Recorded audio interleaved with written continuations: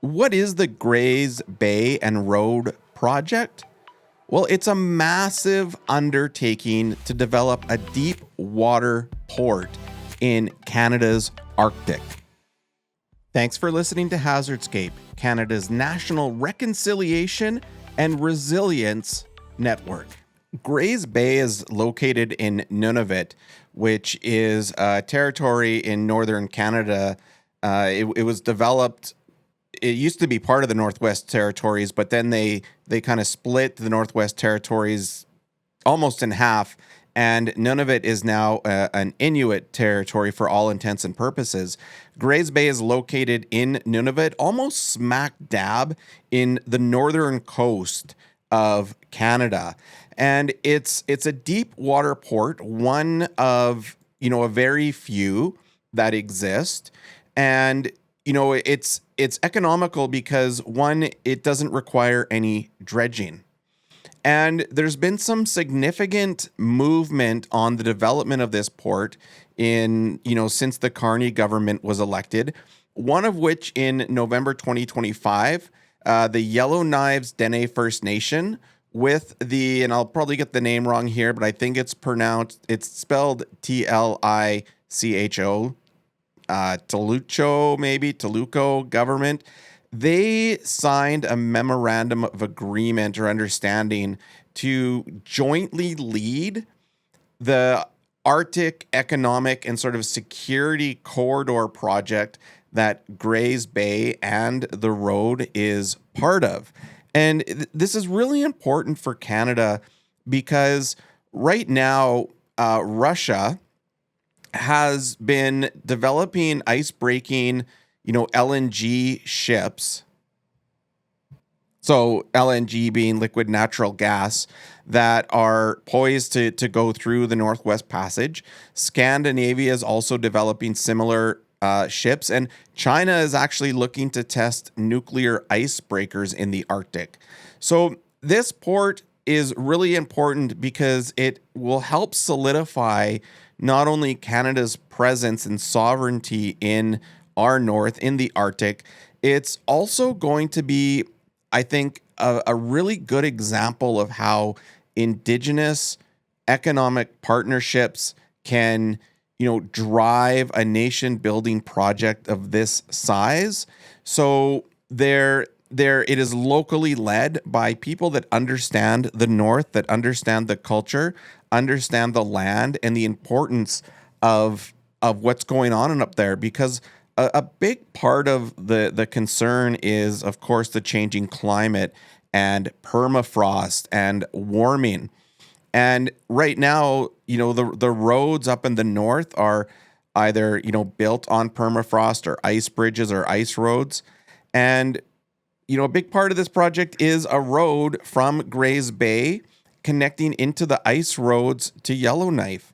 And, with permafrost degrading and water crossings not being as reliable as they used to in the past in the winter, having a road going that far north is going to be a huge, huge benefit, mostly because it'll allow the transportation of materials and goods into the north and to be housed up there. Even fresh food can come in on these roads this road where they didn't have that in the past.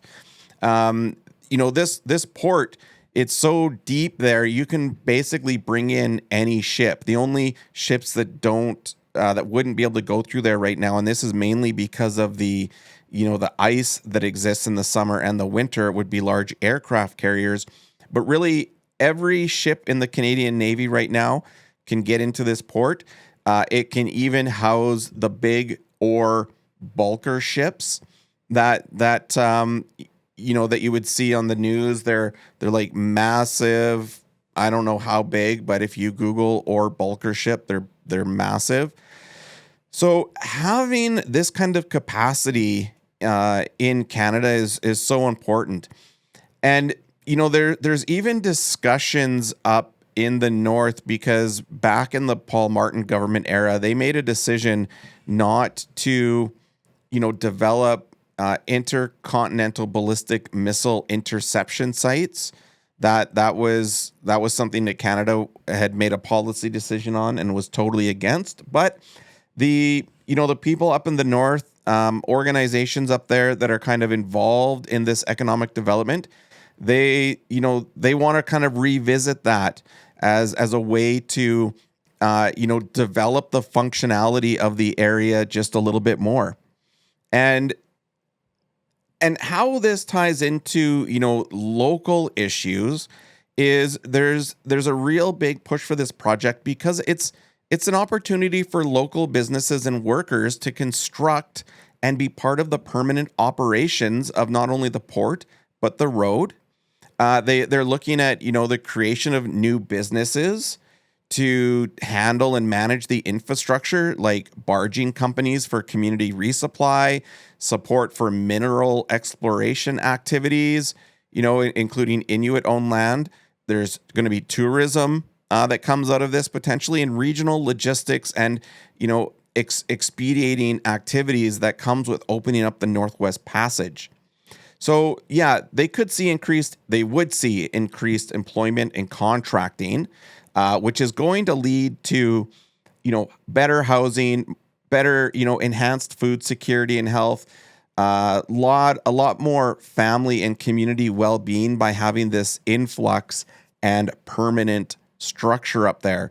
And it ties into a lot of the social and cultural programming as well, because if there is an increase in food security and housing, they're going to be able to have more, ability to have third spaces to support Inuit social and cultural programs, right? They could even look at developing a pool of capital funding to reinvest in additional infrastructure that serves Inuit social and cultural objectives, specifically around, community centers, third spaces, maybe having, there's in the design, there is supposed to be a small craft port, which again would, I think, make it safer for people to go out into the water, into the Northwest Passage for, hunting, cultural reasons. Because then if you've got this big port, you've got search and rescue, you've got maybe the Coast Guard set up there permanently, you've got those resources on the water to make it safer for more people to get out there. Then they're also looking at, the enhanced training initiatives, right, to boost the Inuit workforce and capacity, especially in construction and maintenance, facility maintenance. So this is going to likely bring job training programs, help lower the risk that, jobs will disappear once this project is built, because this size of port is going to be almost like a little mini city. And when you have roads constructed like this, you can then lay fiber optic cable near them. You can put up microwave towers. You can do natural gas pipelines and power transmission lines, right? That development of that road makes all of this available to do, because you've now got roads where they weren't once before. And then you've got safety, because now you maybe have more people moving in between those areas. There's opportunity to set up other type of structures if possible. I'm thinking, gas stations, convenience stores, stuff like that. Whether or not, the land can support that, I don't know. But I would imagine that's all some sort of consideration in all of this. So if you're not familiar with the Grays Bay Road and Port Project, just give it a Google. It's not on, as far as I know, because the latest research I had found from the fall and into December 2025 this was not yet on the federal government's big nation building projects, if you've seen that. However, there is funding now being funneled to, the co-coordinating governments. I believe I read it was $1 billion to coordinate this project. And so I think that's just a massive sign that this is going to go ahead at some point in time. And I think the fact that there's going to be Indigenous ownership in this is going to be key because, obviously traditionally they've been there to benefit from jobs and they've been there to benefit from big projects going on. However, once those projects are complete, the jobs are gone. And because there's no ownership, whatever is built, there's no obligation to continue the relationship with Indigenous peoples and communities. So I think having them now as legitimate co-owners in this is a big step in the right direction for Canada. So if you go onto Google Maps right now and you you do Google Grays Bay, it'll take you right to the port. And the roads down to Jericho and to the Northwest Territories border, down to the winter roads, they kind of all meet up around like the Courageous Lake, Snap Lake area. That's where you're going to see kind of the connection into coming down into Yellowknife. So I would go check that out because it's a very interesting geographical area to take a look at.